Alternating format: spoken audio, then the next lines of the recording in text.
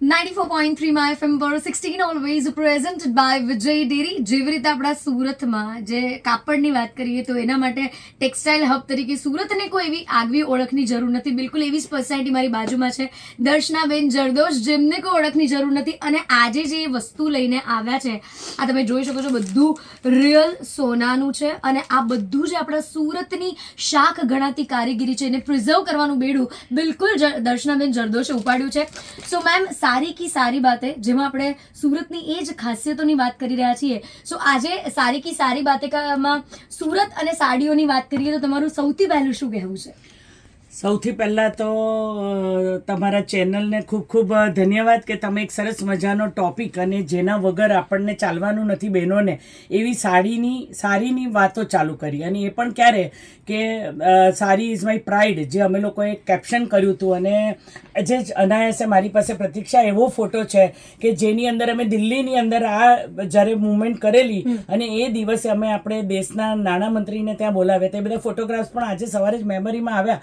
એટલે મને એમ થાય કે કેટલી વાતો કરું ના કેટલી વાતો નહીં કરું, પણ છતાં પણ સાડી એવી છે કે જ્યાં સુધી આપણી સંસ્કૃતિ, ભારતીય સંસ્કૃતિની અંદર બહેનો સાડી જે પહેરે, અને સાડીની અંદર સુરત તો એટલા માટે પ્રખ્યાત પણ થઈ ગયું, નરેન્દ્રભાઈ સુધી જે વાત પહોંચાડી શક્યા કે આપણે સાડી વોકથોન કર્યું. અને સાડી વોકથોન પણ એટલા માટે થયું કે વોક ફોર ધ હેલ્થ, એટલે પોતાને માટે અને સાડી પહેરીને. અને એમાં જે બહેનો જોડાઈ, પછી ટેક્સટાઇલ મંત્રાલય દ્વારા લગભગ આખા દેશની અંદર 5 જગ્યા પર આવા સાડી વોકથોન થયા. કોટાની અંદર થઈ, જ્યાં રાજસ્થાની સાડીઓ પહેરી, હૈદરાબાદની થઈ, જ્યાં સાઉથની સાડીઓ પહેરાઈ, ઇન્દોરની અંદર થઈ, જ્યાં મહેશ્વરી સાડીઓ પહેરાઈ. અને આ બધી જ જગ્યા પર બહેનોનો ઉત્સાહ જેવો તારો ને મારો છે એવો જ છે કે બહેનોને સાડી પહેરવાનું તો ગમે જ છે. ખાલી એક વસ્તુ એવી થાય છે કે પહેરતા નથી આવડતી અથવા સમય લાગે છે. અને એના માટે છે ને સુરતે ખૂબ સરસ એવું પગલું ભર્યું છે. અને આપણા ડિઝાઇનરો ખૂબ કામના છે. રેડી ટુ વેર સાડી પણ બનાવી દીધી છે, ગાઉન બનાવી દીધા છે. એટલે પ્લીટેડ થઈ ગઈ હોય સાડી અને પછી છેડો નાખી દેવાનો. એટલે એ હવે ઇશ્યુ નથી રહ્યો. આપણી સંસ્કૃતિને આપણે જાળવશું, સરસ મજાના પ્રસંગોએ આપણે સાડી પણ પહેરતા રહીશું. અને એની સાથે સાથે સાડીના પ્રકારો અને સુરત, અને જે ટેક્સટાઇલ હબ કહેવાય કે સુરતની બનતી સાડીઓ અને સુરતની ઓરિજિનલ ઓળખ. અહીંયા જેમ 84 બંદરના વાવટા ફરકતા, તેવી રીતે અહીંયા જે વેપાર થતો ને એની અંદર પહેલા સુરતની ઓળખ જરીની હતી. જરી ઉદ્યોગ ગણાતો, અને જરી ઉદ્યોગ કુટીર ઉદ્યોગમાં આવતો, હેન્ડલૂમ હેન્ડીક્રાફ્ટ ગણાતું. અને ત્યાર પછી જે ટેક્સટાઇલનો ગ્રોથ થયો, જે આપણે અત્યારે જે મેનમેડ ફાઈબર વાળું જે ફેબ્રિક બને છે કે જેની અંદર એ સાડીઓ સસ્ટેનેબલ પણ હોય, લાંબો ટાઈમ ચાલે, સસ્તી પણ હોય, અને એની સાથે સાથે સામાન્ય વ્યક્તિને પણ પોસાય એવી હોય. અને ત્રીજી વસ્તુ કે આખા દેશમાં પ્રચલિત છે. અને એવું કાપડ જે બની રહ્યું છે સાડીની સાથે સાથે બીજું કે જે આર્મીમાં પણ આપણે પ્રોટેક્ટ કરે, જે ટેકનિકલ ટેક્સટાઇલમાં આવે. એટલે સુરત આ બધાનું હબ છે. આમ કહેવાય તો એવું કહી શકાય કે કલ આજ ઓર કલ, એટલે આવતી ભવિષ્યમાં શું જોઈએ છે એ પણ સુરત પ્રોવાઈડ કરે છે, હાલમાં શું લોકોને જરૂર છે એ પણ પ્રોવાઈડ કરે છે. અને પુરાની સંસ્કૃતિ જે આપણી હતી જરી ઉદ્યોગની, કે જરીના તાર અને જરદોઝી કામ જે સુરતની અંદર થતું, જેને એ પ્રાચીન કળાને જાળવવાનું અને લોકો સુધી પહોંચાડવાનું કામ મેં લગભગ શરૂ કરી દીધું છે. અને એમાં પણ કેવું કે તારા મારા જેવી બહેનો ઘરે બેઠા બેઠા કામ કરી શકે, આત્મનિર્ભર થાય. જે પ્રધાનમંત્રી શ્રી નરેન્દ્રભાઈનું જે સપનું છે કે બહેનો ઘર બેઠા ઘર સાચવતા આપણી કળાને જીવંત રાખે. હું આ તબક્કે માનનીય પ્રધાનમંત્રીશ્રીનો આભાર એટલા માટે માનીશ કે પ્રથમ વખત ટેક્સટાઇલ મંત્રાલયની અંદર મારા જેવી સુરતથી આવતી બહેનને, અને એમ કહી શકાય કે જ્યારે એમણે મને મંત્રાલય સોંપ્યું ત્યારે એમણે એવું કીધું કે આ સમાજને આપણે આગળ લઈ જવા માટે, એટલે બક્ષી સમાજ, દરજી સમાજ, એની સાથે જે સિલાઈ, કઢાઈ, રંગાઈ, છપાઈ, જે જુદા જુદા પ્રકાર છે એ બધી જ વસ્તુને જાળવીને આગળ એને કેવી રીતે લઈ જવાય તેનું કામ કર્યું. અને હું ઓલ ઓવર ઇન્ડિયા ફરી તો મેં એવું જોયું કે જેમ સુરતનો ડાયમંડ પ્રચલિત છે તેમ જરી તો સુરતથી જ જાય છે. એટલે સાઉથની જરી હોય, જે રિયલ જરી હોય કે આર્ટિફિશિયલ જરી હોય, જરી બની રહી છે સુરતમાં. ડેફિનેટલી. અને મેમ જે લઈને આવ્યા છે આ કસબ છે, રાઈટ?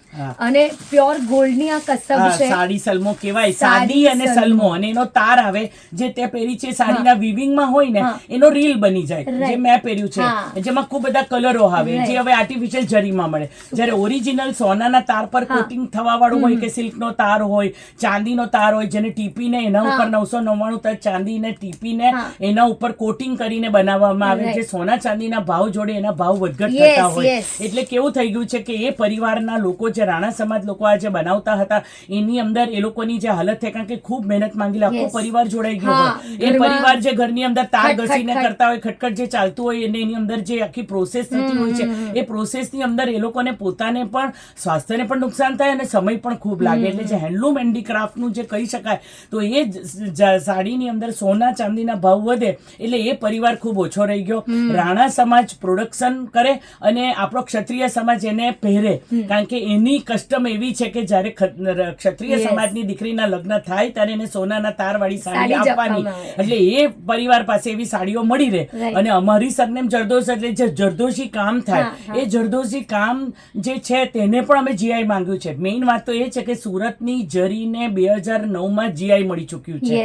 જીઆઈ એટલે જીઓગ્રાફિકલ આઈડેન્ટિફિકેશન, કે જેવી રીતે બંધેજ છે, જામનગરની બાંધણી છે, પાટણનું પટોળું છે, કોલ્હાપુરી ચપ્પલ છે, એવી રીતે ઘરચોળાને મળ્યું, એવી જ રીતે આ સુરતની જરીને 2009માં એને જીઆઈ મળી ચૂક્યું છે.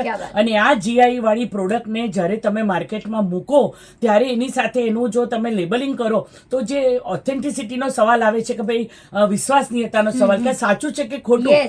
સૌથી પહેલી જો આની પહેલ કરી હોય તો તામિલનાડુ સરકારે, કે જ્યાં કોઓપરેટિવ બેઝ પર બહેનો કામ કરે છે અને સરકાર જ, કર્ણાટક સરકાર અને તમિલનાડુ સરકાર પોતે સોનાના તાર ખરીદે અને એ લોકો એ નાની નાની કોઓપરેટિવ સંસ્થાઓને આ તાર વાપરવા આપે અને એ જે સાડી બને ને એના પર એક ગોલ્ડ કાર્ડ લગાડેલો હોય કે આમાં આટલા વજનની જરી વપરાય છે, એટલે તમે ત્યાં સાડી લેવા જાઓ છો. હવે આ જ કામ આપણા સુરતમાં પણ થાય છે સામાન્ય રીતે. હવે આ કામ શ્રીનાથજીની પછેડી પાછળ માતાજીના કપડા એ બધાની અંદર વપરાય છે અને આ બધાની અંદર કોઈ હિન્દુ મુસ્લિમ હોતા નથી. સામાન્ય રીતે મુસ્લિમ પરિવારો ઘરની અંદર એ લોકોને ત્યાં પણ એવું થઈ ગયું છે કે નવી પેઢી જોડાવા તૈયાર નથી, કારણ કે મશીનરીએ સ્થાન લઈ લીધું છે. પણ જે હાથની અંદર જે કલા છે, જે મહેનત છે, જે હેન્ડલૂમ હેન્ડીક્રાફ્ટ છે, જેને સાચવવા માટે નરેન્દ્રભાઈએ જે અમને અથાગ, મને તો ખબર છે કે પ્રયત્ન કરાવ્યા કે ભાઈ આખા દેશની અંદર જીઆઈની જેટલી પ્રોડક્ટ છે અથવા તો હેન્ડલૂમ હેન્ડીક્રાફ્ટના કેટલા આર્ટિઝન હશે તો 65 લાખ, અને એને એ 65 લાખમાંથી 90% બહેનો જે ઘરની અંદર કામ કરે અને એને એક આર્ટિઝન કાર્ડ આપવામાં આવે. એ કાર્ડ મળવાને લીધે સરકાર એને જે રો મટીરિયલ હોય એ પણ સસ્તા ભાવે આપે, એ લોકોને ટ્રેનિંગ મળે તો એ ટ્રેનિંગના પણ પૈસા મળે. આ બધી માહિતી છે જ નહીં. મેં અત્યાર સુધીમાં સુરતની અંદર લગભગ 150 છોકરીઓને તૈયાર કરી દીધી છે કે જે છોકરીઓના હાથમાં સોય પકડતા નહોતી આવડતી, એ છોકરીઓ પોતે 150 છોકરીઓ અત્યારે જરી ભરતનું કામ કરતી થઈ ગઈ. ઘરે બેઠા બેઠા પોતાના પંજાબી ભરે, ચણિયા ચોળી ભરે અને એ લોકોને જ્યારે એ ભરીને આવે તો એ પ્રોડક્ટને અમે હોમ ફર્નિશિંગમાં કન્વર્ટ કરીએ છીએ. ધારો કે આજે તે પકડું છે ને, આને મારે સાડીમાં નથી વાપરવાનું, સાડીમાં તો આખું ગામ વાપરે છે, હું આની ફ્રેમ બનાવવાની છું. અને મને એ પૂછવું છે કે આ એકદમ તાજું છે, લાઈક આ હેન્ડથી કર્યું છે, હાથથી કર્યું છે, પણ આનું ફિનિશિંગ એટલું બધું અદ્ભુત છે. કોણે બનાવ્યું છે આ બધી બહેનો જે તાલીમ આપેલી જે નવા ટ્રેન થયા એ લોકોને આટલું નથી આવડતું, પણ એની એક્સપર્ટ હોય છે. જે છોકરી મેઇન કલાકાર હોય કે જે આવું કામ પ્રોફેશનલી કરી શકે અને એની ફર્ધર ટ્રેનિંગ પણ થાય. તને એક વાત સરસ રીતે કહું કે આ તાલીમ મળે ને તો જે શીખવા આવે ને એને 45 દિવસના 15,000 રૂપિયા મળે. શીખવા આવે ને અને શીખવનારને 45,000 રૂપિયા. એટલે એ જયારે મેં બેચ પૂરો કર્યો ને ત્યારે છોકરીઓ ઘરે જવા તૈયાર નહીં કે ભાઈ મારા ખાતામાં આવા સીધા હતી, પણ સરકારની ડાયરેક્ટ બેનિફિટ ટ્રાન્સફર સ્કીમથી એના ખાતામાં જમા થયા. હું અત્યારે નવા વર્ષમાં 2025માં પોલીસ કમિશનર સાથે મળીને જે પોલીસ બેડાની અંદર બહેનો છે તેમાં મારી વાત થઈ ગઈ છે કે એ બહેનો જે ઘરે બેઠી હોય તે બહેનોને જેને થોડું ઘણું પણ કામ આવડતું હોય એને અમે ફર્ધર ટ્રેનિંગ આપવાના છે. મારી જે પહેલી 150 બેન છે એમાંની 30 બહેનોને અમે એક્સ્ટ્રા ટ્રેનિંગ આપવાના છે, એટલે એને કારણે એ લોકો પ્રોફેશનલ કામ કરતા આગળ વધતા જાય. આ જે આર્ટ છે જીવંત રહે. એકચ્યુઅલી મારી જેમણે ઓલરેડી સાડી 40 વર્ષ પહેલા ભરી હતી એ ક્રાફ્ટમેન સાથે વાત થઈ તો એમણે કીધું કે પ્રતીક્ષા પહેલા ઘરમાં થતું હતું, હવે બહુ અમુક ફેમિલી છે જેમાં થાય છે એવા કારીગરો અત્યારે આવવામાં રહે છે. જે મારા જે ઇનલોસ છે એ લોકોના પરિવારવાળા જ્યારે સાચા જરીના ચણિયાચોળી ભરતા તો એ બધી કલકત્તા મોકલતા, તો એ બધી ડિઝાઇનો પણ અમે સર્વાઈવ કરી. અત્યારે મારી પાસે એક એવી ડિઝાઇન આવી કે જે આપણા કિલ્લાની અંદર જે આપણે બધી સુરતની સંસ્કૃતિઓ જાળવીએ છીએ તેમાં અહીંયાને એક મુસ્લિમ પરિવારને જે જરીનો ભરેલો જે કિનખાબ વાળો જે કુર્તો આપ્યો હતો એ અત્યારે આપણને કિલ્લામાં મળી ગયો છે.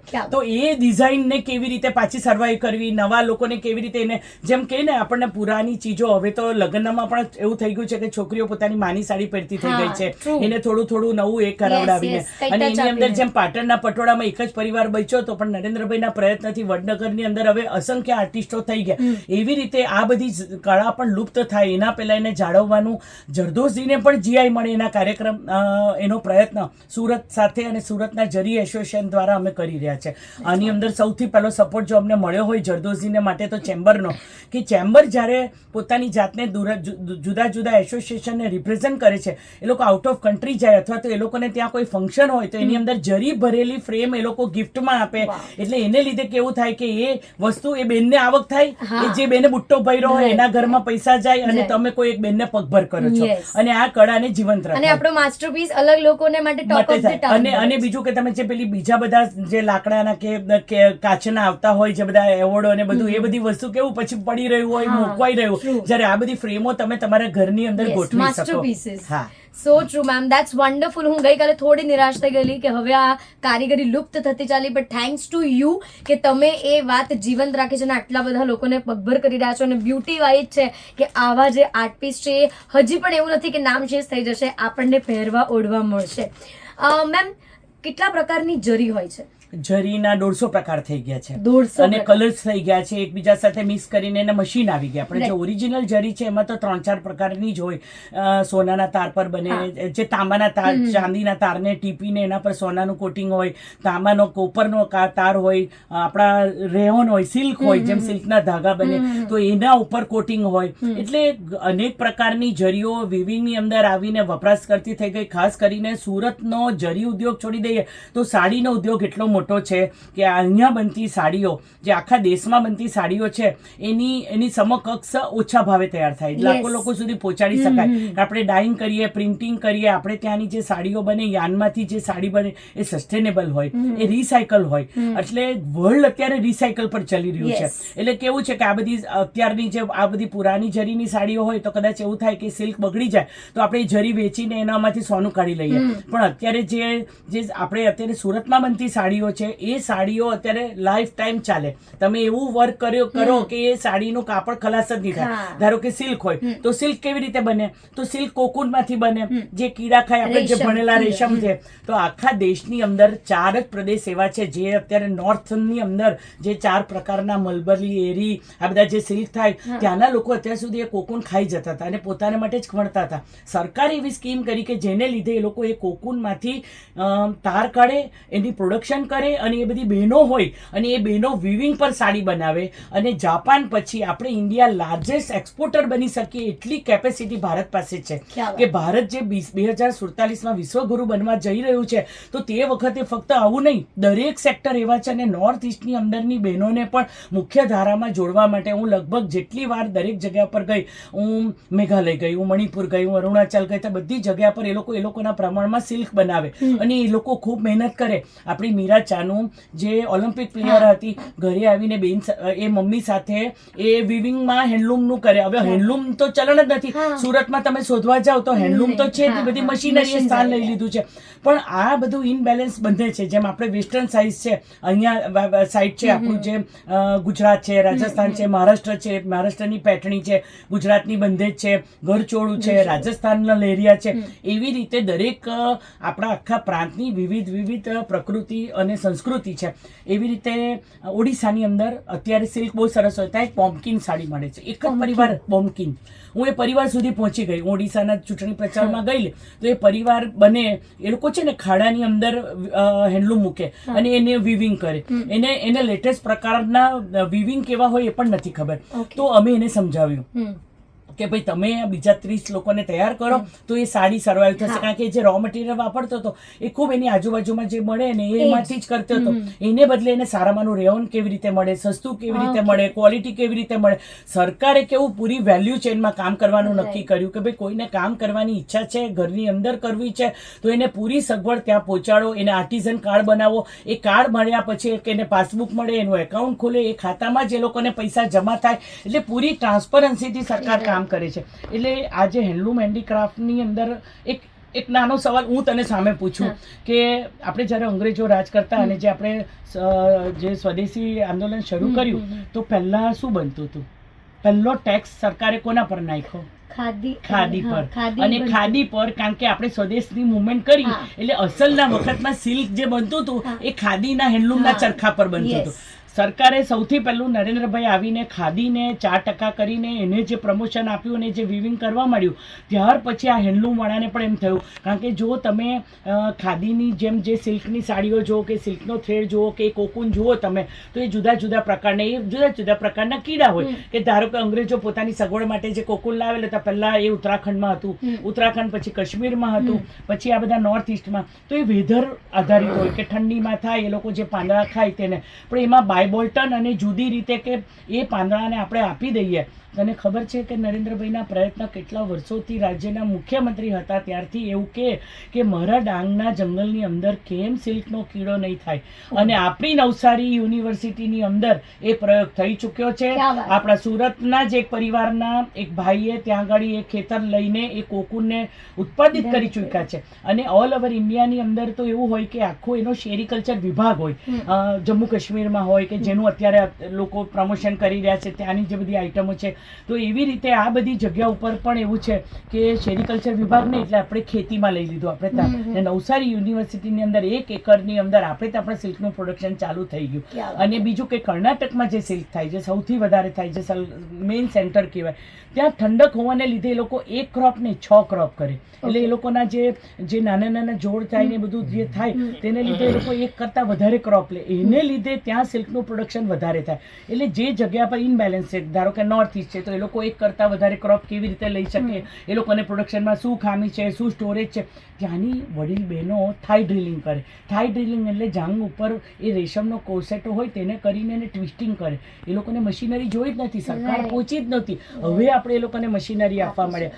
ધારો કે ગવર્મેન્ટે અત્યારે ખૂબ સરસ પ્રયત્ન કર્યા કે ભાઈ તમારા હેન્ડલૂમના સંચા પગ પર ચલાવે. જો તમે જોવા જાઓ તો હાથે ચાલે. આપણા જે પાટણના પટોળા પણ થાય તો એમાં પગની અંદર ચલાવે તો એ બેનને પ્રોબ્લેમ થાય. તો હવે સોલાર આધારિત થઈ ગયા, જેકાર્ડ થઈ ગયું. એક સરખી જે આ બધી બુટ્ટીઓ ભરવાની હોય તો એક સરખી બુટ્ટી ભરવાની હોય તો એ જેકાર્ડની બુટ્ટીઓ આપી દે. એટલે એ બધી વસ્તુ થઈ જાય. એટલે નાની નાની ટેકનોલોજીનો ઉપયોગ સરકાર જે મોડર્નાઇઝેશનના નામે જે સરકાર એ પ્રયત્ન કરી રહી છે એની માહિતી લોકો પાસે નથી. અને સુરતમાં કેવું થાય છે કે આપણને આ બધી માહિતી એટલે નથી કે સુરત મેનમેડ આધારિત છે. આપણે ત્યાં શું 1 જ મિનિટમાં કેટલી સાડી જોઈએ અને નરેન્દ્રભાઈનો ફોટો હોય અથવા રામ મંદિર થયું, કોઈ પણ પ્રસંગ હોય તો એને કેવી રીતે અનુરૂપ થાય. તિરંગા બનાવવા છે આજે જે છે કે ભાઈ તિરંગા આપણે ત્યાં તૈયાર થાય છે. કેમ? કારણ કે એ બધા આખા દેશની અંદર 26 જાન્યુઆરી કે 15 ઓગસ્ટે જે આપણે કામ કર્યું છે એટલે એ બહેનો આપણે મેળ કરી શકીએ એવું નથી.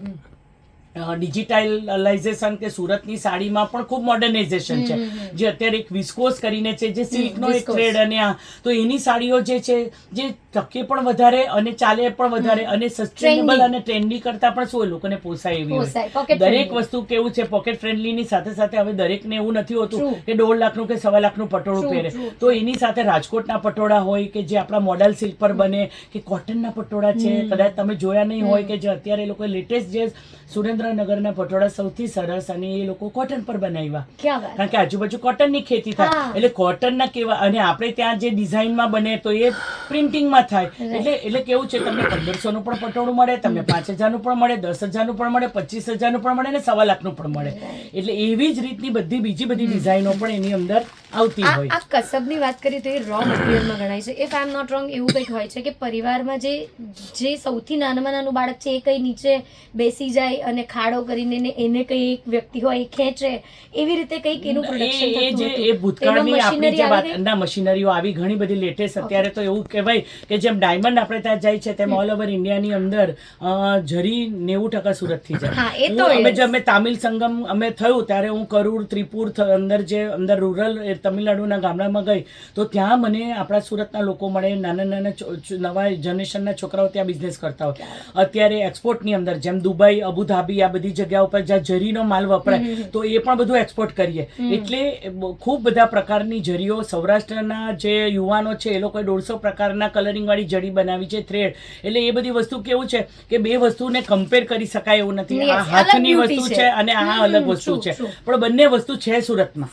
ક્યાં વાત છે. અને અને સુરતની આ જ ઓળખ છે અને એટલે જ thank you so much ma'am કે આટલી બ્યુટીફુલ ઇન્સાઇટ્સ આપ્યા અમને. અમારી સારી કી સારી વાતે હવે મને કમ્પ્લીટ લાગી રહી છે. થેન્ક્સ અ લોટ.